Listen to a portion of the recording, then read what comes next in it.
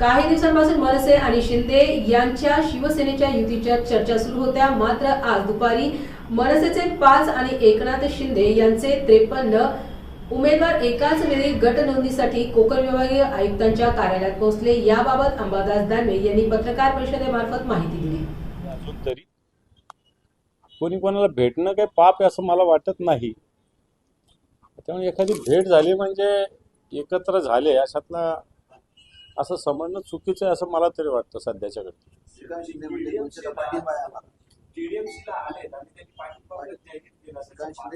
कोणी केला पाठिंबा? हे पण नगरसेवकांनी पक्षाच्या विरोधात एखादी गोष्ट करणं ही तर चुकीची आहे, पक्षांतर बंदी कायद्याच्या विरोधात आहे. परंतु आपण जे सांगताय कोणत्या पक्षाने वगैरे अशा पद्धतीनं कोणती भूमिका अजून जाहीर केलेली नाही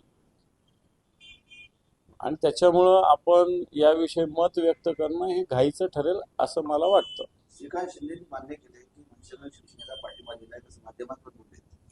श्रीकांत शिंदे बोलले तसं मनसेने बोलल्यावर आपण पाठिंबा दिला असं समजाय. आता मी सांगतो की आम्हाला सगळ्यांचा पाठिंबा आहे म्हणून काय पाठिंबा मिळाला असं त्याचा अर्थ थोडी होत असतो. त्याच्यामुळे ज्यावेळेस मनसे असं स्वतःकडून बोलेल त्यावेळेस त्या पाठिंब्याला अर्थ आहे. श्रीकांत शिंदे तर कोणाचाही पाठिंबा घेईल त्याला का. परंतु मनसेने पाठिंबा दिल्यानंतर भाजपला फक्त दूर ठेवण्याचा प्रयत्न झाला. भारतीय जनता पार्टीला तर सगळ्या ठिकाणी दूर ठेवलंच पाहिजे 100%.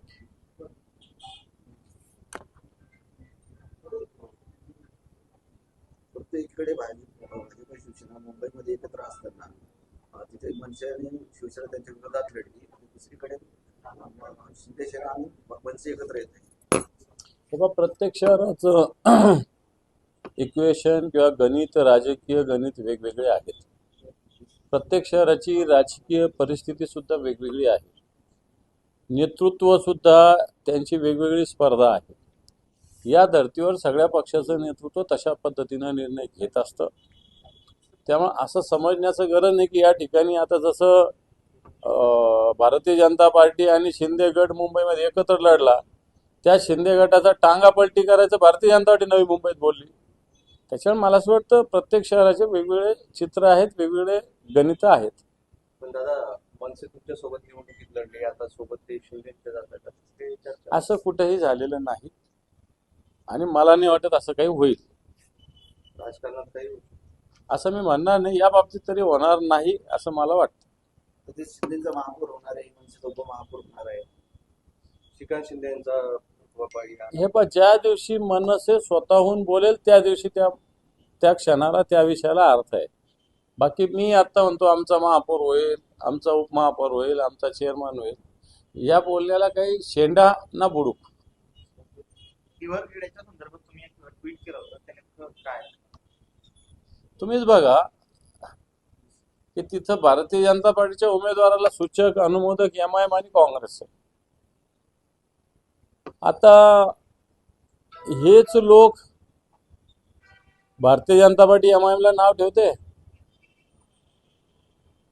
आणि बाकीचे पक्ष वेगवेगळ्या पक्षाला नाव ठेवतात. प्रत्यक्षात या नगरपालिकेमध्ये जर बघितलं, वरखेडा ठिकाणी बघितलं तर अशा पद्धतीनं भारतीय जनता पार्टीचा उमेदवार सूचक आणि अनुमोदक MIM आणि काँग्रेस आहे. तर आता मला असं वाटतं अशा पद्धतीने सगळे गणित चालू आहे. वेगवेगळ्या विरोधी पक्षाला बाकीच्यांना टीका केली जाते, परंतु प्रत्यक्षात स्थिती स्वतःच्या पक्षाची अशी आहे हे तितकंच खरं. 53 नगरसेवकांनी या सगळ्या प्रकरणात गट स्थापन करण्यासाठी आले आणि मनसेचे 5 देखील आले असं श्रीकांत शिंदे म्हणतात. गट हा ज्याच्या त्याचा पक्षाचं स्थापन करावा लागतो. आता मला असं वाटतं त्याची मुदत 30 दिवसाची असते माझ्या माहितीप्रमाणे. त्यामुळं जर अशा पद्धतीनं फोडाफोडीचं राजकारण शिंदेची संघटना म्हणता येईल का टोळी म्हणता येईल ती करत असाल तर ते चुकीचं आहे. भाजपकडून पक्ष संपवण्याचा डाव आहे. भाजपने आधी ठाकरेंना संपवण्याचा प्रयत्न केला, आता शिंदेना संपवत आहे असं संजय जाधव म्हणतात. हे तर सत्यच आहे.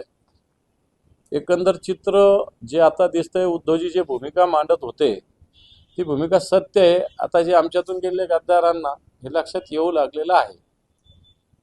मुंबईच्या महापौर पदासाठी एकनाथ शिंदेच्या दिल्लीवारी सुरू आहे. 2 दिवसात दिल्लीत ते धडकणार. मला असं वाटतं कुठेही गेल्याने काय होणार आहे, शेवटी संख्या महत्वाची असते आणि त्याच्यामुळे जी संख्या आहे त्याच्यात स्पष्टपणे दिसतं की भारतीय जनता पार्टीची शिंदेच्या गटापेक्षा फार मोठी संख्या आहे. जिल्हा परिषद निवडणुकीसाठी नामनिर्देशन पत्र दाखल करण्याचा आजचा शेवटचा दिवस आहे. महाविकास आघाडीच्या युतीच्या संदर्भात कुठे कुठे काय परिस्थिती आहे, इथे काय संभाजीनगर? संभाजीनगरात आम्ही टेंटेटिव्ह महाविकास आघाडी झालेली आहे. ज्या 63 जागा आहेत त्याच्यापैकी 55 जागेवर आमचं एकमत झालेलं आहे. तर शिवसेना 28-29 जागा लढते, आणखी वाढतील.